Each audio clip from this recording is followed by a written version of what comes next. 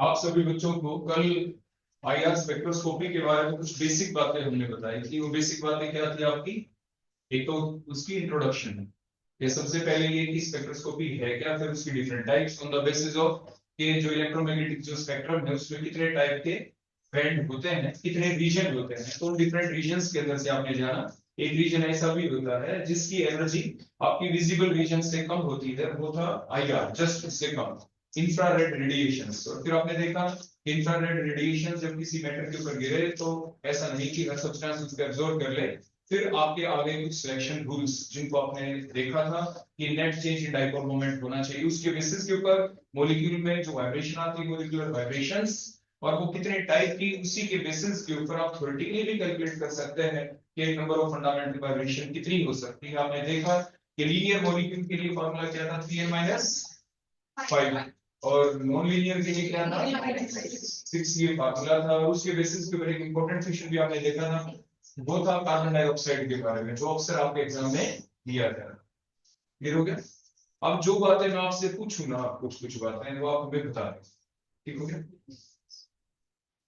अब इसको अपने पास रखेंगे, जिसके पास भी जाए, जिसको बताना हो अपने पास रखेंगे आपको ऐसे।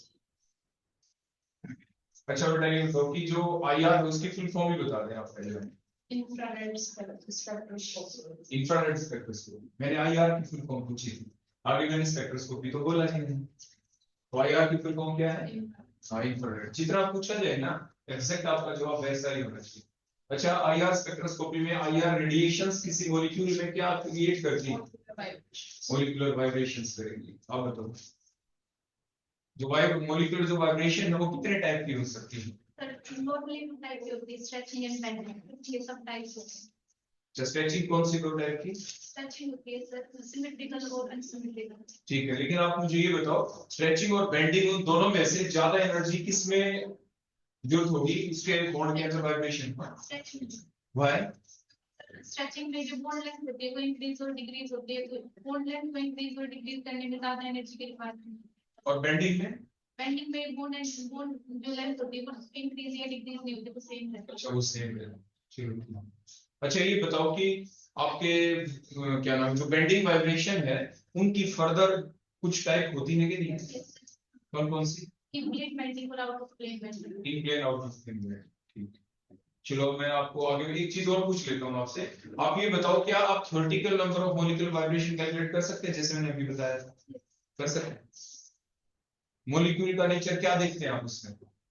आप ये देखते हो कि उसमें कि मॉलिक्यूल आपका प्लेनर है, नॉन प्लेनर, या लीनियर है या नॉन लीनियर, कौन सी बात? लीनियर हो, ऐसा नहीं देखते आप प्लेनर और नॉन प्लेनर, या सिर्फ लीनियर नॉन लीनियर?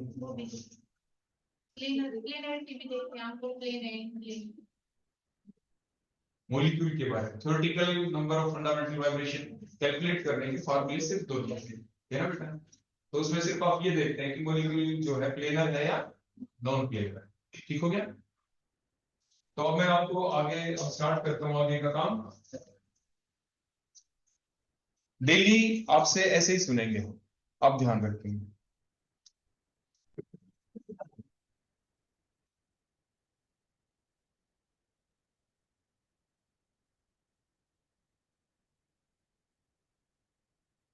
देखो आप सभी बच्चों को ध्यान होगा, बिल्कुल लास्ट में जो हमारा पॉइंट चला हुआ था वो यही था कि हमारा एग्जांपल CO2 था, जिसमें हमने ये देखा था कि total number of fundamental vibration CO2 में कितने होंगे। तो थ्योरेटिकली बेसिस के ऊपर आपने देखा, तो देखो ये सिंपल फार्मूला है आपका 3n-5।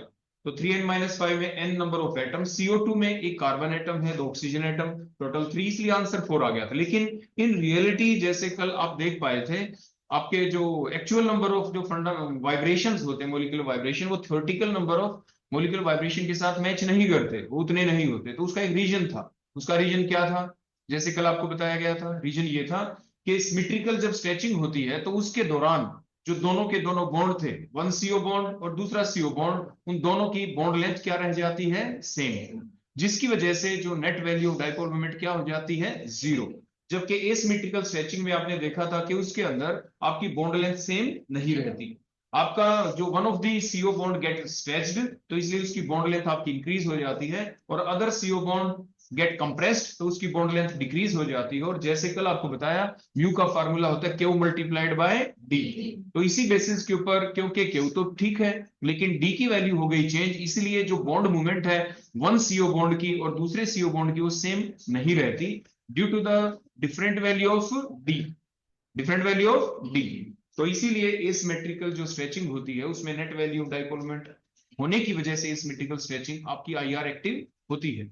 ऐसे ही कल आपको बताया गया था कि जो बेंडिंग के अंदर देखे तो जो दो बेंडिंग आपकी देखी थी उनका नेचर सेम होता है, सो दीज बेंडिंग वाइब्रेशंस जो आपकी आईआर एक्टिव थी they require the same amount of energy.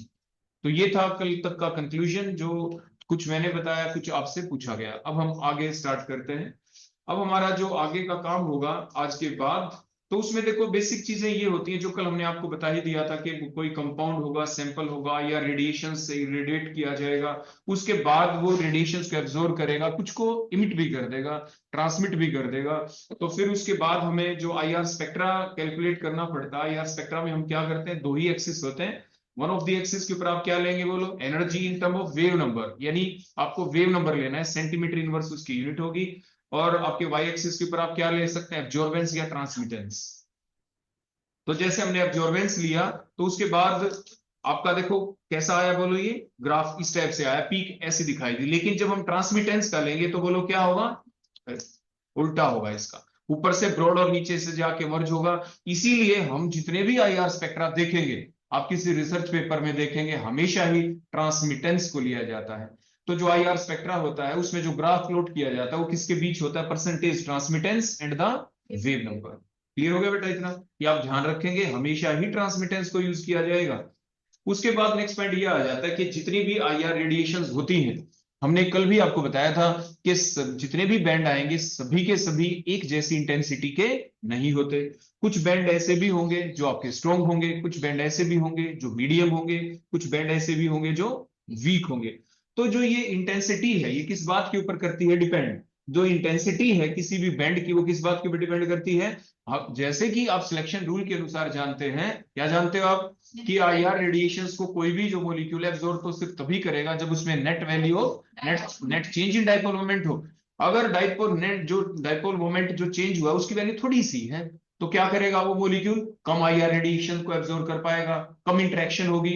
जितनी ज्यादा net change in dipole moment की वैल्यू होगी उतनी ही ज्यादा उस मॉलिक्यूल की, उस बॉन्ड की आईआर रेडिएशंस के साथ क्या होगी, इंटरेक्शन होगी। So more the value of change in dipole moment, more will be the intensity of the bond। तो इसलिए आपने देखा, जैसे आपको दिख रहा है यहाँ पे, कि जो इंटेंसिटी ऑफ आईआर रेडिएशंस होंगी, आईआर का जो बैंड आएगा आईआर स्पेक्ट्रा के अंदर, वो किस बात के ऊपर मेनली डिपेंड करता है, the magnitude of dipole moment. Clear हो गई ये बात, ऐसा क्यों, क्योंकि वो सिलेक्शन रूल से डायरेक्टली कोरिलेटेड हो गई। तो इसीलिए आपके कोई बैंड, जो बैंड होगा कोई स्ट्रॉन्ग भी हो सकता है, कोई आपका मीडियम भी हो सकता है, और कोई आपका। इसके साथ साथ देखो दूसरी चीज बड़ी कॉमन होती है, मान लीजिए आपके पास कोई सैंपल है, जब हम उसका आईआर स्पेक्ट्रा देखना चाहते हैं, किसी सॉल्वेंट के अंदर आपने आपका सैंपल तैयार किया, उसके बाद आपने क्या देखा कि आईआर रेडिएशंस को अपने पास के, मान लीजिए उसमें आपने वो सैंपल डाला ही नहीं है, तो एब्जॉर्ब कौन करेगा, कोई नहीं करेगा ना। मान लीजिए आपने उसमें बिल्कुल थोड़ा सा आपका सैंपल डाल दिया, तो मॉलिक्यूल्स बहुत ही कम है आपके सैंपल के, तो इसलिए कम सैंपल के पार्टिकल्स होंगे तो आईआर रेडिएशंस को एब्जॉर्ब करने वाले कम पार्टिकल हैं, तो इसलिए आपकी जो इंटेंसिटी होगी बैंड की वो क्या होगी, कम। आपने देखा ना, जैसे वाटर के अंदर अगर आप रेड कलर थोड़ी सी दो बूंद डालें रेड कलर की, पानी ज्यादा हो तो क्या होगा, लाइट कलर दिखाई देगा। अगर आप ज्यादा कलर डालते चले जाएंगे तो उसकी इंटेंसिटी बढ़ जाएगी। सिमिलरली जो बैंड आएगा वो आपको हल्का सा दिख रहा है या ज्यादा डार्क दिख रहा है, वो किस बात के ऊपर भी डिपेंड करता है, वो डिपेंड करता है सैंपल की कंसंट्रेशन क्या है। तो concentration of this sample, that's the second factor जो आपको रखना है ध्यान। क्लियर हो गई बेटा। और ये आपको देखो ये एग्जांपल भी दिख रहे हैं, आपको ये पता है कि more the electron negativity difference between the two bonded atom, दो बॉन्डेड एटम के बीच जितना ज्यादा इलेक्ट्रॉन नेगेटिविटी डिफरेंस होगा वो बॉन्ड उतना ही ज्यादा पोलर होगा। इसी बेसिस के ऊपर नीचे जो एग्जांपल हमने यहाँ पे लिखे हैं, इनमें से आप देख पा रहे हैं कि कोई किसी का जो बैंड है वो स्ट्रॉन्ग क्यों है, किसी का मीडियम क्यों है, किसी का वीक क्यों है।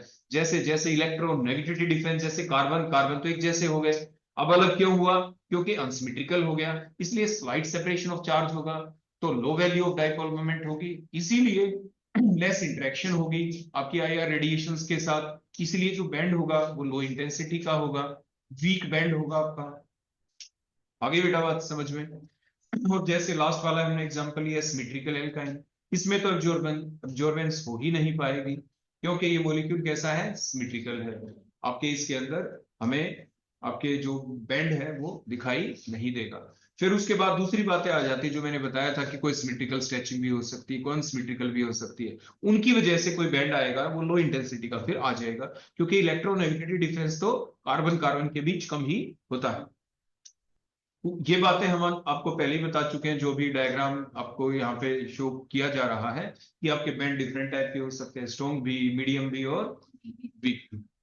उसके बाद नेक्स्ट पॉइंट आता है कि जो ये बैंड होते हैं, जैसे आपने देखा था जब हमने आपको इलेक्ट्रॉनिक स्पेक्ट्रोस्कोपी के बारे में बताया कि वहां पे भी जो बैंड थे वो आपके ब्रॉड होते हैं। कैसे होते हैं बोलो, ब्रॉड।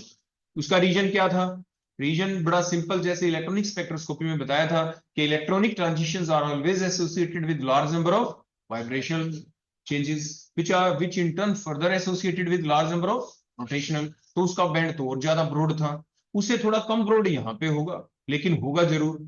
तो रीजन सेम रहा, because the vibrational changes here also associated with large number of rotational changes, so we got the broad band। उसके साथ साथ आपके नेचर ऑफ बॉन्ड के ऊपर भी डिपेंड करता है कि वो बॉन्ड है किस टाइप का। तो कई बैंड आपके शार्प भी होंगे और कई आपके ब्रॉड भी होंगे, तो उसी बेसिस के ऊपर हम डिफरेंशिएट भी कर पाएंगे यहाँ पे। जैसे आपके जो OH बॉन्ड होता है, OH बॉन्ड कहीं पे भी हो, वो आपके अल्कोहल में, वो आपके फिनोल के अंदर, कार्बोक्सिलिक एसिड के अंदर भी होता है OH तो सारी जगह पे है, तो उनकी वजह से जो बैंड आएगा वो हमेशा ही क्या होता है, ब्रॉड बैंड दिखाई देगा। तो ये सारी बातें अब हम धीरे धीरे याद करने वाले हैं हमारे आने वाले इस अगले टॉपिक के अंदर।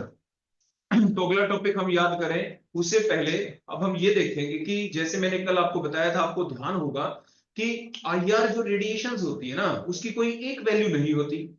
आईआर रेडिएशंस की क्या कोई एक ही वैल्यू होती है? नो, आईआर रेडिएशंस की एक वैल्यू नहीं है, वो एक क्या है, रेंज है। वो क्या है, एक रेंज है, यहां से यहां तक। तो इसी रेंज की जो जानकारी देता है वही कहलाता है हमारा आईआर स्पेक्ट्रम।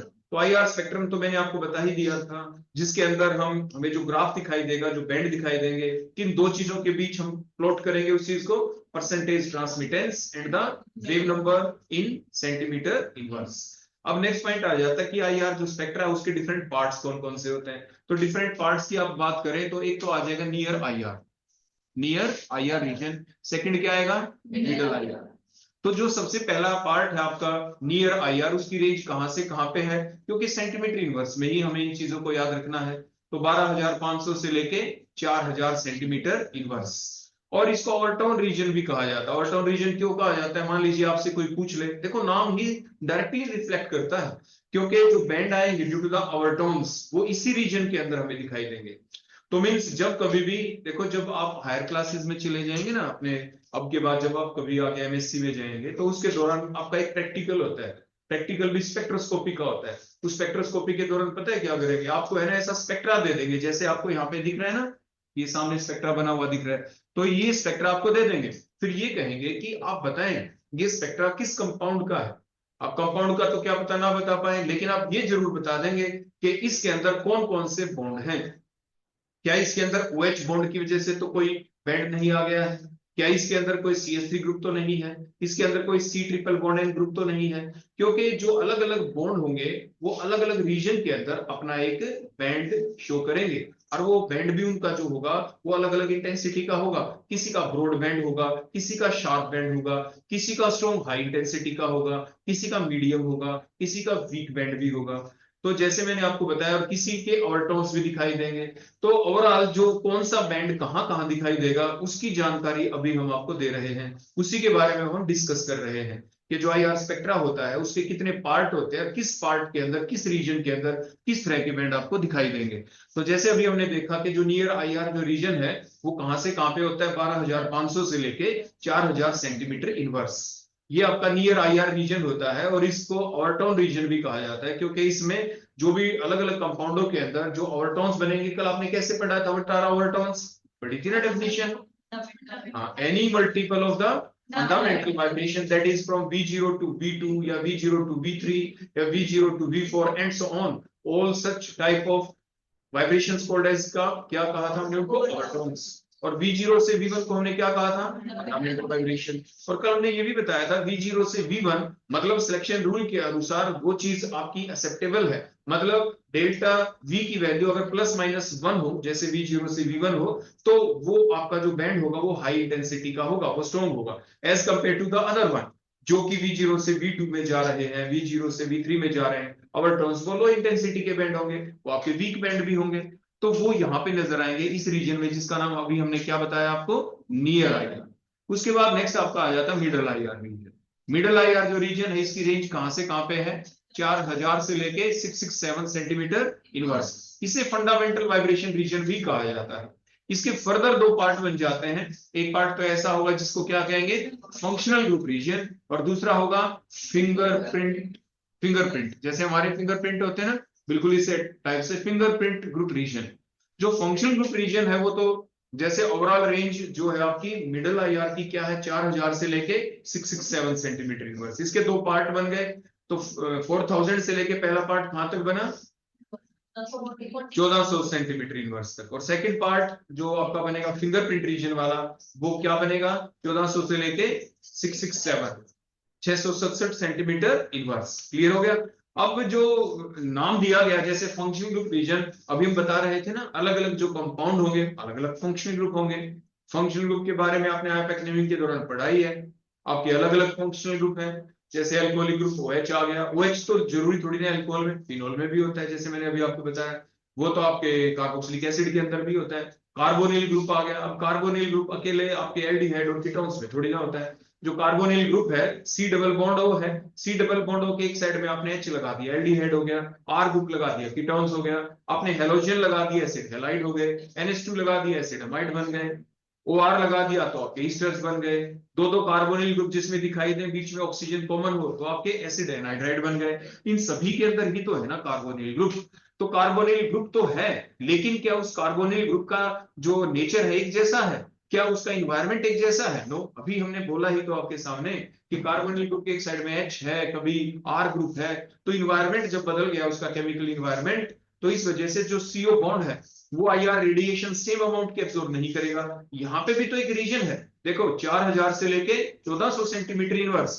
फंक्शनल किसी फंक्शनल ग्रुप का जो बैंड है वो आएगा मान लीजिए 4000 के नजदीक, किसी का आएगा 1400 के नजदीक आएगा, किसी का उससे भी थोड़ा नीचे आ सकता है। ये तो एक रेंज है। जो साइड वाले जो ग्रुप होते हैं वो जो मेन बेसिक वैल्यू होती है उसको अफेक्ट भी करते हैं, उसको इंक्रीज भी कर सकते हैं और उसको डिक्रीज भी, depending upon the nature of the substituent present, कि कौन सा सब्स्टिट्यूट वहां पे प्रेजेंट है।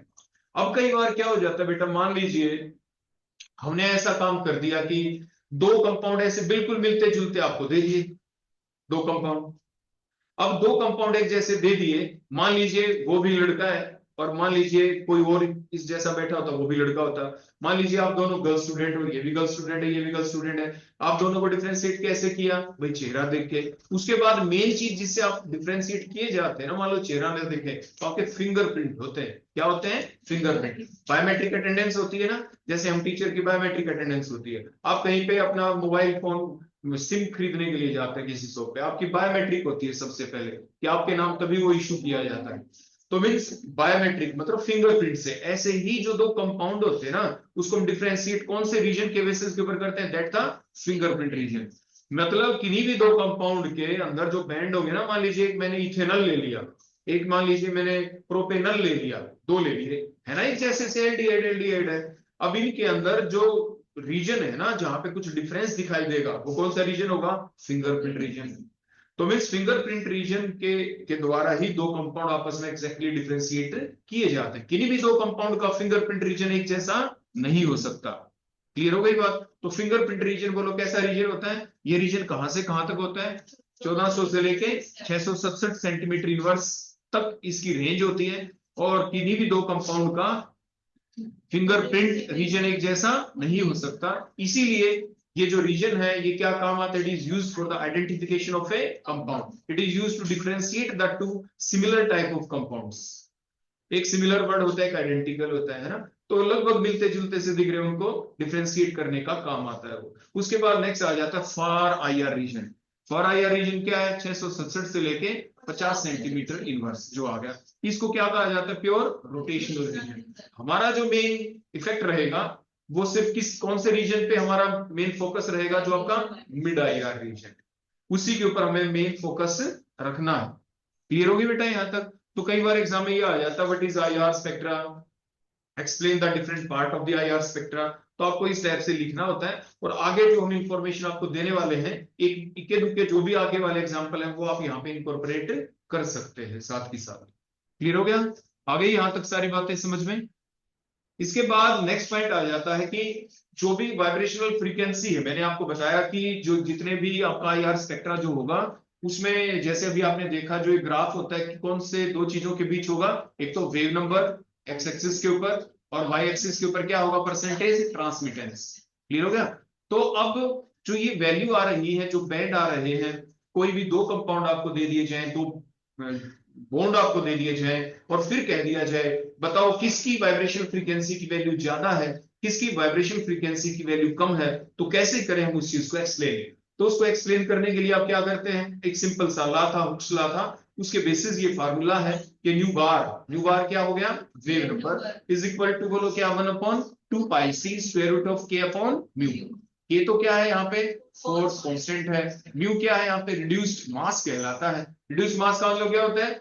m1 m2 divided by m1 plus में m2, मतलब मास ऑफ वन एटम लेना होता है वहां पे। ध्यान रखें, मास ऑफ वन एटम। हमें मेनी एटम्स का मतलब नहीं है, हमें एक एटम का मास का पता होना चाहिए। कैसे निकालते थे? आपको कुछ ध्यान हो तो, जब आप कभी 11th क्लास में थे, उस वक्त जब आप बोल कॉन्सेप्ट वाला चैप्टर पढ़ते थे, तो आपने कैसे सीखा था? आपने कुछ ऐसे सीखा था कि मान लीजिए आपके पास कार्बन 612 है, मैंने सी लिख दिया, सी का अकेला एटम, उसके नीचे 6 लिखते हैं जैसे सबस्क्रिप्ट एटॉमिक नंबर है, उसके ऊपर 12 लिख दिया उसका मास नंबर, उसका मास है, मास 12 जो लिख दिया ना हमने। तो फिर जब हमने मोल कॉन्सेप्ट पढ़ी, उसमें ये कहा गया कि नहीं ऐसा होता है, जो भी आप कुछ लिख देते हो ना, वो one one one one mole होता है। वो क्या होता है? वन मोल होता है। और वन मोल का मतलब कितने एटम होते हैं? 6.023 इंटू 10⁻23। तो जो मैंने लिख दिया ना C612 ऐसे, तो इसमें जो ऊपर 12 मास लिख रहा है ना, 12 के आगे मान लीजिए मैं ग्राम लिख दूं, तो ये 12 ग्राम जो मास है ना, ये एक सी का नहीं है, ये एक मोल सी का है। हम हमेशा मोल की फॉर्म में स्टडी करते हैं। वन मोल का मतलब कितने एटम्स का? 6.023 इंटू 10⁻23, जिसको एन नोट से भी लिख देते हैं, एवोगैड्रोस नंबर से आप जिसे लिख देते हैं। कहने का मतलब 6.023 इंटू 10⁻23 जो एटम है ना कार्बन के, उनका मास है 12 ग्राम। तो एक एटम का कितना होगा? 12 डिवाइडेड बाय एन नोट। तो मतलब एक एटम का जब भी आपको मास निकालना हो, तो बोलो आप कैसे निकालते हो? आप हमेशा ही जो उसका क्या दिख रहा है आपको? मास नंबर दिख रहा है, उसको किससे डिवाइड कर देते हैं? उसके एवोगैड्रोस नंबर से आप डिवाइड कर देते हैं, तो फिर वो उसका निकल जाता है मास ऑफ वन एटम। क्या निकल जाता है? Mass of. अब जो जैसे अभी मैं आपको यहाँ पे बता रहा था, हुक्स लॉ के अंदर जो ये रिड्यूस्ड मास है, इसका जो फार्मूला मैं आपको बता रहा था कि M1 M2 मान लीजिए डाइएटॉमिक मॉलिक्यूल है, तो जैसे HCl हो गया डाइएटॉमिक, H2 है डाइएटॉमिक हो गया, H2 में तो दोनों एक H ही हो गए, HCl है तो दोनों अलग अलग हो गए।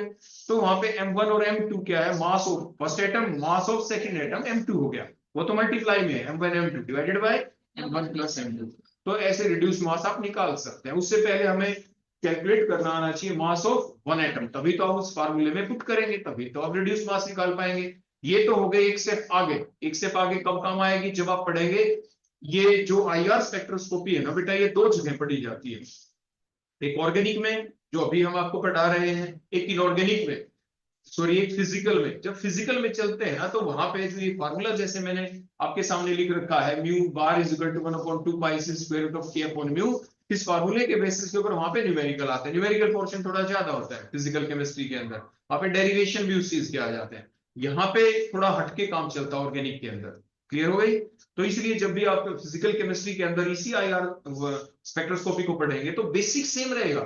जितनी बातें मैंने आज आपके सामने बोली है ना, और पीछे लेक्चर में बोली थी, ये सेम रहेगी, प्रिंसिपल विल रिमेन सेम। बस जो डेरिवेशन पार्ट है वो फिजिकल में आएगा, यहाँ पे डेरिवेशन पार्ट नहीं आएगा, बस दैट्स द डिफरेंस। तो आपने इसी बेसिस के ऊपर आपने क्या देखा? वाइब्रेशन फ्रीक्वेंसी की वैल्यू किसके ऊपर करती है डिपेंड, वो डिपेंड किस बात के ऊपर करती है, वो डिपेंड करती है बॉन्ड की स्ट्रेंथ के ऊपर। और के है फोर्स कांस्टेंट, फोर्स कांस्टेंट जो हमें बताता है बॉन्ड की स्ट्रेंथ कितनी है। बॉन्ड की स्ट्रेंथ अगर ज्यादा होगी तो उस बॉन्ड के अंदर वाइब्रेशन पैदा करने के लिए, to create the vibration more energy is required, because here nu bar is directly proportional to, बोलो क्या है, के, फोर्स कांस्टेंट, बॉन्ड की स्ट्रेंथ। और मास के इनवर्सली प्रोपोर्शनल है, तो कोई बॉन्ड है उसमें हैवी एटम लगा हुआ है, तो अगर मास ज्यादा तो वाइब्रेशन फ्रीक्वेंसी की वैल्यू क्या होगी, कम होगी। तो सिर्फ इन्हीं बातों को रखना है ध्यान, और उसी बेसिस के ऊपर हम हमारे कुछ रीजनिंग टाइप क्वेश्चन भी एग्जाम में आने होते हैं, और उनको हम कर सकते हैं बड़ी आराम से एक्सप्लेन। तो वहां पे हम सबसे पहले ये लिखते हैं, we know that by Gauss law, we know that, बोलो क्या, nu bar is equal to 1/2 pi c square root of k upon mu, हम ऐसा लिख देते हैं। क्लियर होगी बेटा बात यहां तक। अब उसके बाद जो हमारा नेक्स्ट पॉइंट जो आ जाता है ना, मैंने आपको पहले भी बताया था कि आज शायद आप आए हो, आप लोगों ने अपने कुछ कुछ नोट्स बना भी लिए हो, जो मैंने आपको पहले वीडियो लेक्चर दिया था उसका कर लिया होगा ना अपने नोट्स बना के, आप अपने सामने आपके रजिस्टर रखा है। तो आपको सिर्फ क्या करना था, उसके अंदर एक टेबल देखी होगी आपने, बनाई होगी घर पे एक टेबल। उस टेबल के अंदर क्या होता है कि अलग अलग जो बॉन्ड है ना, उनकी वाइब्रेशन फ्रीक्वेंसी की वैल्यू है कितनी, उसको हमें लर्न करना है, याद करना है। लेकिन कई बार पता है क्या हो जाता है, लर्न, मान लीजिए आपके सामने 3 वैल्यू है, वो 3 वैल्यू आपको याद करनी है। वहां पे दिक्कत आती है जब आप उनको बिना समझे याद करते हैं। जब हम समझ लेते हैं ना, मान लीजिए पेपर में आपके कई बार जो ऑब्जेक्टिव टेस्ट भी आता है उसमें क्या करेंगे, मान लीजिए 3 बॉन्ड दे देंगे आपके, जैसे आप यहाँ पे देखिए बिल्कुल सामने, एक तो है CH बॉन्ड, एक है, बोलो क्या है, डबल बॉन्ड C, और सिंगल बॉन्ड H, मतलब C सिंगल बॉन्ड H ही है तीनों में। लेकिन वो जो कार्बन है ना, उस वो क्या है, एल्केन वाला कार्बन है, एल्कीन वाला कार्बन है, या एल्काइन वाला कार्बन है। अब ये बताना है कि इन तीनों के अंदर कौन सा CH बॉन्ड ऐसा है जो कि जिसकी बॉन्ड स्ट्रेंथ कम हो गई है और किसकी ज्यादा हो गई है। तो उसी के बेसिस के ऊपर ही तो हम न्यू बार की वैल्यू, वाइब्रेशन फ्रीक्वेंसी की वैल्यू को हम डिटरमाइन कर सकते हैं, एक्सप्लेन कर सकते हैं। तो मान लीजिए आगे वैल्यू भी दे दी, जैसे सी एल्केन वाले CH बॉन्ड की वाइब्रेशन फ्रीक्वेंसी की वैल्यू क्या है, 2850 से लेके 2970 सेंटीमीटर इनवर्स। आपके जो एल्कीन्स के अंदर CH बॉन्ड है उसकी वैल्यू क्या है, 3100 से लेके 3000 सेंटीमीटर इनवर्स। और जो बैंड आता है वो कहां पे सेंटर हो जाता है, मैंने बताया था ना, ऊपर से ब्रॉड होता है, नीचे से आपका शार्प हो जाता है। शार्प का जो पीक पॉइंट है बॉटम के ऊपर, वो जो वैल्यू है ना, वो पीक पॉइंट वाली नीचे, वो होती है कहां पे, सेंटर 3080 पे। ये फिक्स है, ऐसे आपको दिखाई देगा। जितने बैंड हम देखेंगे, स्पेक्ट्रा देखेंगे, तो उसके अंदर आपको ये चीज दिखाई भी देगी। तो 3080 के ऊपर सेंटराइज हो जाती है वो। नेक्स्ट वन आपकी एल्काइन, एल्काइन के अंदर जो CH बॉन्ड आपको दिख रहा है उसकी वैल्यू कितनी है, 3300 सेंटीमीटर इनवर्स। अब बड़े ध्यान से सोचो, आपके एग्जाम में क्या कर दिया बेटा, मान लीजिए table is given, table is given, ठीक हो गया ना, और ऐसे लिख भी दिया एल्केन एल्कीन एल्काइन, और फिर ये कह दिया मैच द फॉलोइंग। अब टीचर ने तो जानबूझ के मान लीजिए 3300 सेंटीमीटर इनवर्स वाली वैल्यू एल्केन के सामने लिख दी, मान लीजिए इसको ऊपर लिख दिया एल्केन के सामने, इंटरमिक्स कर देंगे वैल्यूज को, तो कहेंगे match the following, table 1 table 2 इन दोनों को आपस में मैच करें, है ना, कॉलम 1 और कॉलम 2 को मैच करें। तो कैसे करें ध्यान, तो कुछ ऐसे ध्यान रखेंगे, इसकी एक्सप्लेनेशन क्या रहेगी, जैसे आपको दिख रहा है यहाँ पे देखो, एल्केन के अंदर जो कार्बन होता है उसकी हाइब्रिडाइजेशन बोलो क्या होती है, sp3, क्योंकि चारों सिग्मा बॉन्ड है, 4 का मतलब sp3। जो आपकी एल्कीन्स होती है उसमें एक तो पाई बॉन्ड आ गया ना, तो इसलिए 3 ही सिग्मा बचे, तो 3 का मतलब sp2। आपके जो एल्काइंस होते हैं उसमें ट्रिपल बॉन्ड आ गया, उसमें तो 2 पाई बॉन्ड बन गए, तो सिग्मा तो 2 ही बचे, इसलिए sp हाइब्रिडाइजेशन। अगर sp3 हाइब्रिडाइजेशन है तो s तो एक ही है ना, टोटल 4 थे, तो 1/4 मल्टीप्लाइड बाय 100 क्या आएगा, 25% s कैरेक्टर, s का कैरेक्टर देखेंगे। sp2 में एक ही s है, टोटल तो 3 हो गए, एक s 2 p, तो 1/3 मल्टीप्लाइड बाय 100 क्या आएगा, 33%। और sp में 2 ही तो है, एक s एक p, तो 1/2, तो क्या आ गया 50%। ऐसा आपने पढ़ा था, more the S character more the electronegativity. तो कौन से कार्बन की इलेक्ट्रोनेगेटिविटी ज्यादा हो गई, देखो आगे हमने लिखा है कि जो एल्केन वाला कार्बन है लीस्ट इलेक्ट्रोनेगेटिव हो गया, एल्काइन वाला क्या हो गया, मोस्ट इलेक्ट्रोनेगेटिव हो गया। तो जो जितना ज्यादा इलेक्ट्रोनेगेटिव कार्बन होगा वो CH बॉन्ड के इलेक्ट्रॉन्स को ज्यादा अपनी तरफ करेगा अट्रैक्ट, जिसकी वजह से CH बॉन्ड लेंथ क्या हो जाएगी, डिक्रीज, और बॉन्ड लेंथ हो गई छोटी तो बॉन्ड हो जाएगा स्ट्रॉन्ग, बॉन्ड स्ट्रेंथ बढ़ जाएगी, और स्ट्रॉन्ग बॉन्ड को के अंदर वाइब्रेशन क्रिएट करने के लिए मोर एनर्जी इज रिक्वायर्ड, तो उसकी वाइब्रेशन फ्रीक्वेंसी की वैल्यू ज्यादा होगी। तो जो ऊपर डाटा दे रखा है उस टेबल के अंदर, कि 2850 वाला है कि 3100 है, 3300 वाला, बोलो ज्यादा वाली बड़ी वैल्यू कौन सी आपको दिखाई दी यहाँ पे? 3300 सेंटीमीटर इनवर्स। तो आप एल्काइन को किससे मैच कर देंगे? 3300 से। और जो सबसे छोटी वैल्यू दिखाई दे जैसे 2850 वाली, उसको किससे मैच कर देंगे? एल्केन से कर देंगे। अब आगे बात समझ में। तो जब कभी भी ऐसा कोई क्वेश्चन आपके सामने आ जाए जिसमें कॉलम 1 कॉलम 2 आपके एग्जाम में दे दें और कह दे match the following with the reason, तो रीजन जैसे मैंने नीचे आपके सामने लिख रखा है आप बिल्कुल ऐसे ही लिखेंगे और उसके बाद आप उनको मैच भी कर देंगे, ऐसे लाइनें लगा देंगे ऐसे ऐसे करके आपस में जो आपको लगानी होती है। क्लियर हो गया? आगे बात समझ में। तो आपके क्योंकि ये फाइनल एग्जाम में ऐसे क्वेश्चन आने होते हैं और कोई कॉम्पिटिटिव एग्जाम आ जाए तो भी ऐसा आ सकता है, आते हैं ऑप्शनल क्वेश्चन, किसके ऊपर हमें टिक करना है ऐसे करके दे देते हैं। तो हर क्वेश्चन को दोनों तरीके से आप रखेंगे याद। तो ये हो गया हमारा पहला क्वेश्चन भी हो गया कंप्लीट, जो आपके एग्जाम में आ भी चुका है और आ भी सकता है फिर से दोबारा से। लिमिटेड से क्वेश्चन होंगे बेटा, यहाँ पे मैं आपको बता दूं, कोई ज्यादा से नहीं है, बहुत मुश्किल पार्ट नहीं है ये आपके लिए, ठीक है ना। थोड़ी मेहनत कम करनी पड़ती है अगर ये आपके प्रैक्टिकल में भी आ जाता तो, क्योंकि वहां पे फिर स्पेक्ट्रा देते, स्पेक्ट्रा को देख के फिर हमें आइडेंटिफिकेशन करनी पड़ती। जब भी वो हम आइडेंटिफिकेशन करेंगे ना बेटा आगे भी जाके, तो ये जो टेबल है ना अभी जो हम आपको सिखा रहे हैं किसकी कितनी वैल्यू, इस टेबल को आप साइड में रख के काम करते हैं, या तो आपको याद होनी चाहिए क्या टेबल आप साइड में रखेंगे, क्योंकि जितने बैंड आएंगे अब वहां पे देख लेंगे ये बैंड कितनी वैल्यू पे आया, जिस वैल्यू पे आया वो ब्रॉड है या कैसा है, फिर अपनी टेबल में आप मैच करते हैं कि इस वैल्यू वाला बैंड कौन से फंक्शनल ग्रुप का होता है, मैच करते हैं, उसके बेसिस के ऊपर एनालिसिस किया जाता है, सब कुछ देख के किया जाता है। धीरे धीरे हमें चीजें याद हो जाती हैं तो फिर हम वैल्यू नहीं देखते, स्पेक्ट्रा को सीधा देख के भी जवाब हम देना शुरू कर देते हैं। शुरू में अपनी टेबल अपने पास रखते हैं, धीरे धीरे टेबल को थोड़ा थोड़ा छुपा के रखते हैं, फिर फाइनली हमारी प्रैक्टिस अच्छे से हो जाती है, फिर हमें वो देखना भी नहीं पड़ता। क्लियर हो गया बेटा? इसके बाद देखो नेक्स्ट इसी टाइप का अगला क्वेश्चन। देखो पिछली 3 वैल्यू आपको याद रखनी है, देखो मैं आपको फिर बता रहा हूं ये जो तीनों वैल्यू है ना अब आपके दिमाग में छप जानी चाहिए, ये आपको भूलनी नहीं है। बोलो एल्केन वाले CH बॉन्ड की वाइब्रेशनल फ्रीक्वेंसी की वैल्यू कितनी, पेपर में 1 नंबर का क्वेश्चन आएगा आपके इस टाइप से, आपके फाइनल एग्जाम में या जब हम आपका इंटरनल असेसमेंट ले रहे हो आपका टेस्ट ले तो उसके दौरान इस तरह का क्वेश्चन दिया जा सकता है। क्या देंगे कि एल्केन के अंदर जो CH बॉन्ड होता है उसकी वाइब्रेशनल फ्रीक्वेंसी की वैल्यू बताएं क्या होती है, what is the value of vibrational frequency of CH bond in alkanes या इन एल्कीन्स या इन एल्काइंस। तो जो वैल्यू आपको सामने लिखी हुई दिख रही है आपको वही एग्जैक्टली लिखनी है 2850 से, ये नहीं कि सर मैं भूल गई मैंने थोड़ा ऊपर नीचे लिख दिया ना, ये रेंज आपको याद रखनी ही है। क्लियर हो गया बेटा? इसके बाद हम अगले पार्ट में चलते हैं। नेक्स्ट आ गया, अब तक बातें चल रही थी CH बॉन्ड की, अब बातें बोलो किसकी चलेगी? CC बॉन्ड की। अब कार्बन कार्बन के बीच सिंगल बॉन्ड है, मतलब क्या था? देखो आपने जैसे पढ़ा था कि 2 एटम एक दूसरे से फार अपार्ट थे, उनके बीच में बॉन्ड ही नहीं था, मतलब बॉन्ड बनने का मतलब होता है उनके बीच में और जो ऑर्बिटल्स थे वो एक दूसरे के नजदीक आ गए। When 2 atom approaches towards each other, then the overlapping of the orbital takes place. Valence bond theory के अनुसार यही पढ़ा था। Orbitals having the 2 unpaired electron of opposite spin overlap with each other, resulting in the formation of the covalent bond, बन गया covalent bond। अगर उनके बीच में पाई बॉन्ड भी बन जाए तो means even much more attraction takes place between the 2 atoms, मतलब बॉन्ड लेंथ और कम हो जाएगी। ट्रिपल बॉन्ड बन रहा है मतलब और अट्रैक्शन हो गई, तो 2 एटम और दूसरे के नजदीक आ गए, तो मतलब जब कार्बन कार्बन के बीच सिंगल बॉन्ड है तो क्या होगा? बॉन्ड लेंथ कम होगी या ज्यादा? ज्यादा होगी। जब डबल बॉन्ड बन गया तो बॉन्ड लेंथ क्या हो गई? डिक्रीज। ट्रिपल बॉन्ड बन गया तो बॉन्ड लेंथ और डिक्रीज हो गई। बॉन्ड लेंथ डिक्रीज होने से बॉन्ड स्ट्रेंथ इंक्रीज हो जाती है, क्योंकि बॉन्ड लेंथ और बॉन्ड स्ट्रेंथ एक दूसरे के इनवर्सली प्रोपोर्शनल होती है।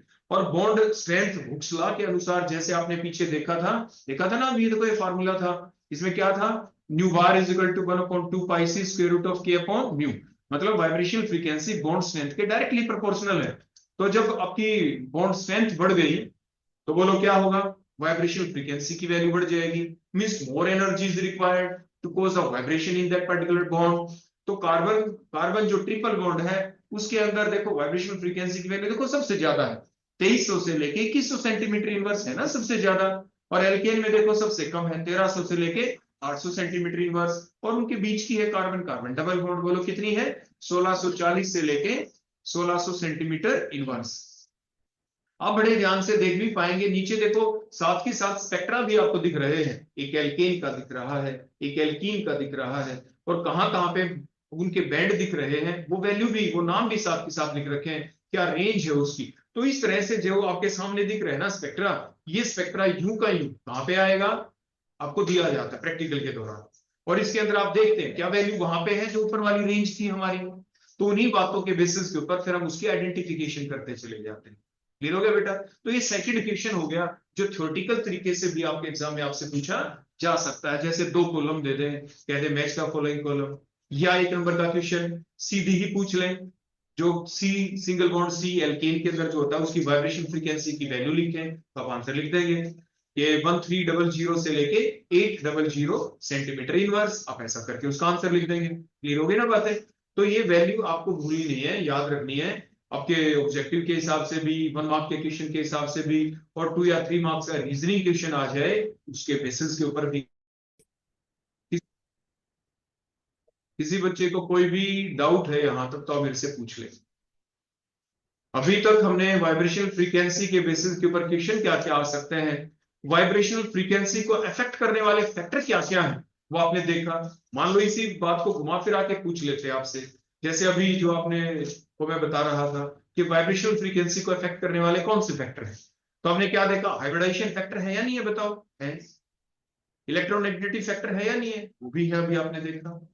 क्या बॉन्ड लेंथ फैक्टर है कि नहीं है, बॉन्ड एनर्जी बिल्कुल है, बॉन्ड लेंथ, बॉन्ड स्ट्रेंथ वो भी है। मतलब एग्जांपल वही ले लेते हैं, हेडिंग बदल देते हैं आप। तो इस टाइप से जो आपका जब भी कोई क्वेश्चन आए कि explain the factors affecting the vibrational frequency, तो आप इस टाइप से हेडिंग कर लिख देते हैं। नंबर 1 हाइब्रिडाइजेशन, एग्जांपल ये ले लेंगे। नंबर 2 इलेक्ट्रोनेगेटिविटी, यही से एग्जांपल भी ले सकते हैं। तीसरा बॉन्ड लेंथ, फिर एग्जांपल नेक्स्ट ले सकते हैं। उस एंड सो ऑन, इस टाइप से जो बातें आपको बताई गई। अब यहां तक किसी बच्चे को कोई डाउट तो आप मेरे से पूछे, पूछो शाबाश। चलो मैं पूछता हूँ, आपकी टर्न आ गई थी ना बेटा, नेक्स्ट आप खड़े होंगे। अब बताओ, आप मेरे को ये बताओ कि आपको ये दे देता हूँ फिर आवाज साफ आ गई। आप हमें ये बताएं कि जो कार्बन कार्बन सिंगल बॉन्ड किस ऑर्गेनिक कंपाउंड में होते हैं, carbon carbon single bond alkanes में, ठीक है। तो कार्बन कार्बन सिंगल बॉन्ड की जो वाइब्रेशन फ्रीक्वेंसी की वैल्यू अभी आपने देखी थी ना, थोड़ी बहुत याद भी, वैल्यू क्या थी बताओ, बोलो बोलो, कोई और बोलो शाबाश। 1300 से लेके 800 सेंटीमीटर इनवर्स। सबसे ज्यादा वैल्यू किसकी थी बताओ, कार्बन कार्बन ट्रिपल बॉन्ड, वो वैल्यू कितनी थी,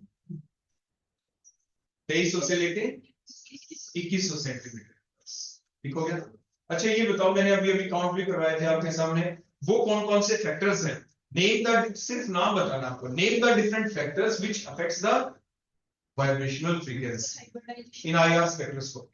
हाइब्रिडाइजेशन, हाँ hybridization, electronegativity, bond length, bond strength, bond strength और उसको तोड़ने के लिए जो एनर्जी दे, बॉन्ड एनर्जी, वाइब्रेट करने के लिए जो एनर्जी दे ना, तो ये डिफरेंट फैक्टर्स हो गए। इसके आगे के फैक्टर भी हम देखेंगे कि वो और क्या क्या हो सकते हैं। बड़े और फैक्टर बड़े सिंपल होंगे, जैसे आपका इंडक्टिव इफेक्ट हो जाए, रेजोनेंस इफेक्ट हो जाए, क्योंकि जो प्लस आई इफेक्ट या माइनस आई इफेक्ट वाले ग्रुप होंगे वो क्या करेंगे, या तो इलेक्ट्रॉन्स को अपनी तरफ विड्रॉ करेंगे, इलेक्ट्रॉन रिलीजिंग वाले अपने से दूर इलेक्ट्रॉन्स को भेजेंगे, जो कि सीधा इफेक्ट किस पे डलेगा, बॉन्ड के ऊपर, बॉन्ड लेंथ या तो इंक्रीज होगी या डिक्रीज। आप ध्यान रखें पूरी की पूरी आईआर स्पेक्ट्रोस्कोपी के अंदर पूरा का पूरा जो फंडा चलेगा, आपका बेसिक चलेगा, वो बॉन्ड लेंथ के इंक्रीज और डिक्रीज के ऊपर ही होगा। तो जितने भी फैक्टर्स होंगे वो वही फैक्टर होंगे जो बॉन्ड लेंथ को क्या करते हो, अफेक्ट। जैसे आपने देखा हाइब्रिडाइजेशन, उसने किसको अफेक्ट किया, बॉन्ड लेंथ को, सीएच वाली बॉन्ड लेंथ को। इलेक्ट्रोनेगेटिविटी फैक्टर किसको अफेक्ट कर रहा है, बॉन्ड लेंथ को। क्लियर हो गई ना बातें। तो ये चीज आपको ध्यान रखनी है। ऐसे ही जो इंडक्टिव इफेक्ट हम आगे पढ़ेंगे या रेजोनेंस इफेक्ट में पढ़ेंगे, वो भी डायरेक्टली किसको अफेक्ट करेंगे, बॉन्ड लेंथ, क्योंकि वो ग्रुप दो टाइप के होंगे, प्लस आई माइनस आई, ऐसे plus R minus R. Clear हो गई।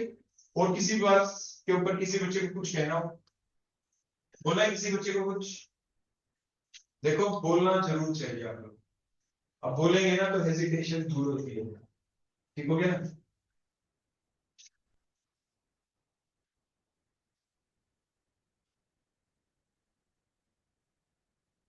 तो बेटा आज के लिए इतना ही, और करेंगे हम नेक्स्ट क्लास के अंदर। तो यहां तक किसी बच्चे को कोई अटेंडेंस हो गई थी ना सभी बच्चों की? ठीक बेटा, अब आप जा सकते हैं। नेक्स्ट टाइम आप आए ना बेटा, तो अपने अच्छे से यहां तक तो पूरा याद करके आना है, ठीक है ना? और अपने किसी ने अगर नोट्स ना बनाए हो अभी तक, तो अपने नोट्स कंप्लीट कर लेंगे, और अपने फुल नोट्स के साथ जो आपको वीडियो लेक्चर पहले भेज रखे उनको देख के अच्छे से, और साथ ही साथ कोई बुक रखें, और बुक के अंदर कोई डाउट आ जाए तो आप मेरे से पूछ लें, ठीक है ना? ताकि आपकी पूरी, जितना जल्दी आप करेंगे, क्योंकि दूसरा पोर्शन भी तो आपको कराना है ना उसके बाद, तो आप मुझे पूरा कोऑपरेट करेंगे ना अच्छी तरह से, इसी टाइप से याद करेंगे, तो हमारा काम जल्दी जल्दी हो जाएगा। और प्रीवियस ईयर क्वेश्चन पेपर आप जरूर करें, ठीक है ना? कोई भी क्वेश्चन कहीं पे भी अटके तो आप एकदम मेरे से पूछ लेंगे, पहले खुद सोचेंगे, सोचने के बाद फिर मेरे से पूछेंगे। जहां तक आप सोच पाए ना वो चीज मुझे आप जरूर बताएंगे कि सर इस क्वेश्चन का आंसर है ना यहां तक, तो मेरे अनुसार कुछ ऐसा ऐसा होता है, क्या मैंने यहां तक ठीक सोचे? आगे आप बता दो सर। और क्या पता आपने जितनी बातें बताई वही बिल्कुल ठीक हो गई हो, ठीक है ना? आपको बताने की कोशिश जरूर करनी है, ठीक है बेटा? ओके बेटा, आप जा सकते हैं।